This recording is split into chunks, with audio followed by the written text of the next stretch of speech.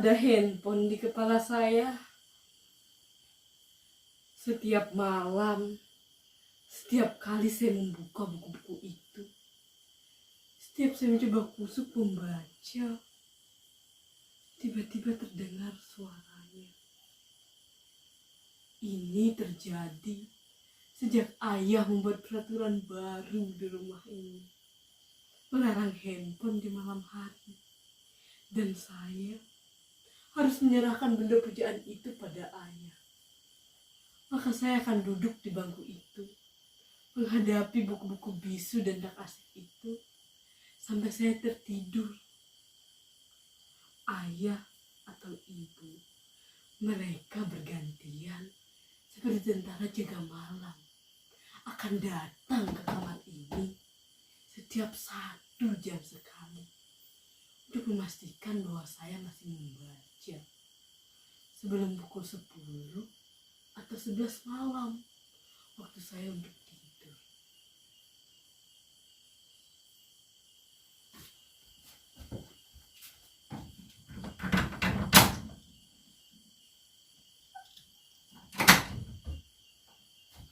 Pintu itu tak boleh saya kunci sebelum jadwal tidur tiba. Ini peraturan kedua. Sebentar lagi, sekitar 15 atau 20 menit lagi, salah satu di antara mereka akan patroli datang ke kamar ini. Itu artinya saya harus ada di bangku itu membaca. Tapi sebelum hal itu terjadi, izinkan saya berbagi cerita kepada hadirin sekalian, baik yang hadir langsung menyaksikan nasib saya di kamar ini maupun yang melalui Zoom. Saya sendiri bukannya tak berusaha, bahkan segala daya upaya sudah saya kerahkan untuk bisa membaca dengan kusuk dan bahagia. Saya juga sudah memotivasi diri dengan berbagai nasihat yang saya ingat, kata-kata mutiara, kata-kata mutiara semboyan, pepatah, pantun, yel-yel penyemangat belajar, hingga kritik tajam para pakar mengenai bahaya kecanduan handphone. Tapi herannya, hal-hal yang biasa dipakai orang untuk memotivasi diri juga membesarkan semangat dan gairah saya membaca. Walaupun berhasil, hanya bertahan 10 atau 15 menit saja, lalu menguap lagi. Sedangkan kritik tajam para pakar itu tak juga mengurangi kerinduan saya untuk selalu bersama dan dekat dengan handphone.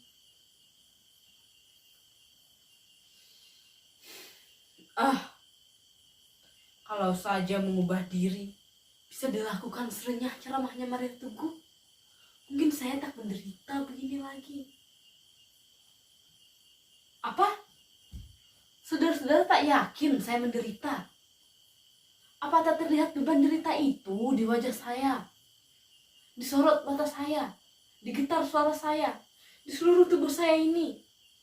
Ini bukan acting seperti dalam pertunjukan monolog anak-anak SMA itu loh. Ini real, nyata. Saya memang sedang menderita. Bahkan kalau penderitaan saya ini saya tuangkan ke dalam bentuk puisi, saya kira saudara-saudara tak akan kuat membacanya tanpa menitikkan air mata. Tak percaya? Saudara-saudara tak percaya bahwa sekarang ini saya sedang dilanda sepi dan dikepung sedih. Sekarang saya bertanya, siapakah di antara hadirin yang mau dan mampu berpisah dengan apa yang telah menjadi bagian dari diri hadirin sendiri tanpa merasa teraniaya rasa hampa? Tidak yang mampu. Begitu juga saya. Sebuah handphone bukan lagi sekedar benda biasa. Ia adalah salah satu bagian terpenting dari diri kita, bahkan hidup kita. Bayangkan, sejak kecil dia sudah bersama kita, menjadi teman kita. Dikala semua orang tak punya waktu luang, atau malas meladani kita yang masih kanak-kanak dan belum bernilai guna. Pagi, siang, sore, bahkan malam, dialah yang selalu setia di sisi kita tanpa keluhan sedikit pun. Asalkan bata dan kotanya cukup, ia akan setia melayani kita. Apapun kemauan kita dan kemanapun kita ingin tamasya, ia selalu bersedia. Ia bahkan telah menyimpan nama kita dan seluruh memori kita di dalam dirinya. Dan kita telah menyimpan password dan kunci pembuka dirinya di dalam benak kita. Suatu simbiosis yang sangat romantis dan intim, bukan? Bahkan kita biasa dekat dan nyaman dengan dirinya daripada dengan sesama kita. Itulah mengapa berpisah dengan dirinya, meski cuma saban malam, seperti melewati bertahun-tahun kesepian. Oh handphoneku, betapa berat dan panjang jalan yang harus kutempuh untuk kembali bersamamu.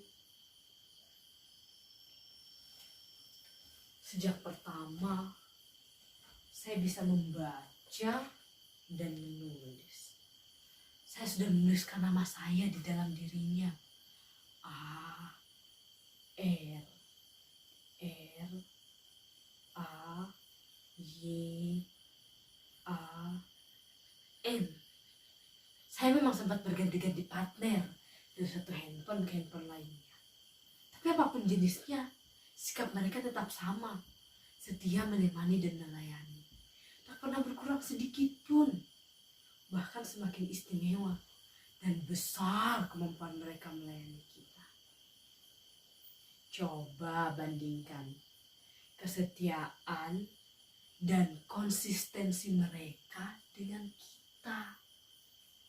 Berganti partner, berganti pula sikap dan kebiasaannya, apalagi pergantian pimpinan. Bisa semakin baik atau malah semakin anjlok mutunya. Maaf agak ngelantur. Maklumlah, orang kalau lagi diterkam sepi dan rindu suka melayang kemana-mana pikirannya. Jadi bagaimana sekarang? Sudah jelas saya menderita. Saya menderita bukan karena berpisah dengan dirinya saja, tetapi karena saya dihadapkan pada dua keadaan secara bersamaan. Di satu sisi, saya tahu ayah dan ibu bertujuan baik. Mereka ingin saya punya prestasi dan maju dalam studi. Tapi di sisi, itulah mengapa mereka membuat peraturan 12 jam tanpa handphone di malam hari. Tapi di sisi lainnya, seluruh diri saya, kesadaran saya, jiwa saya, sudah terbiasa hidup sejak kecil bahkan dengan dia ada di sisi saya. Bahkan sebelum ada peraturan seperti ini, saya terbiasa tidur dan dia rebah di dada saya atau persis di sisi saya.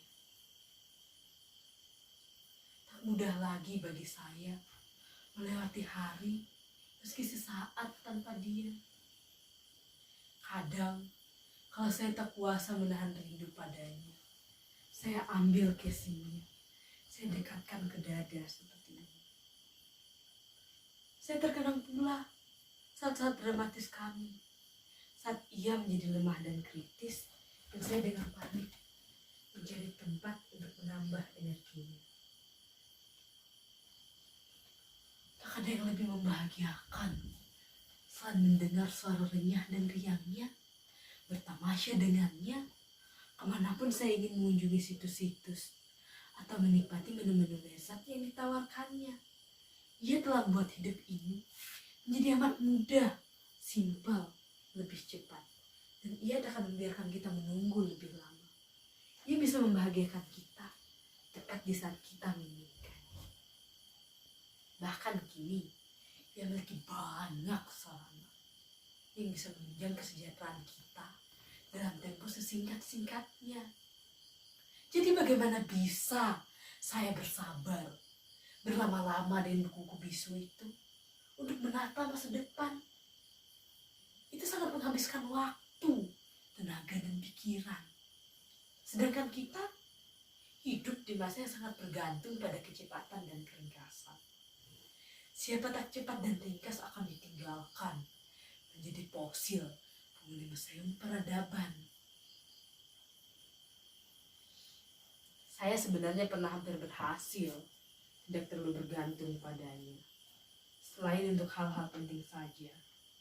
Tapi ketika saya memergoki ayah dan ibu pada suatu malam, duduk asik dan begitu intim dengan handphone masing-masing, saya merasa dikhianati. Sejak saat itu, kemampuan saya untuk berpisah dengannya semakin menurun. Bahkan kini, ia ada di dalam kepala saya.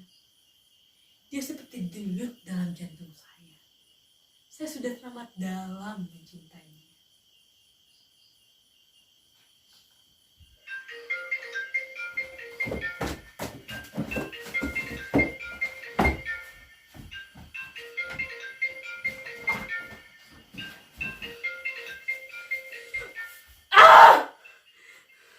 Jangan terlalu dalam.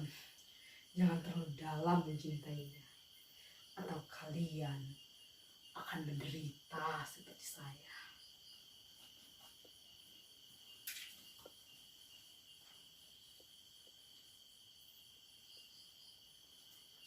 Arayan, ada apa, Nak?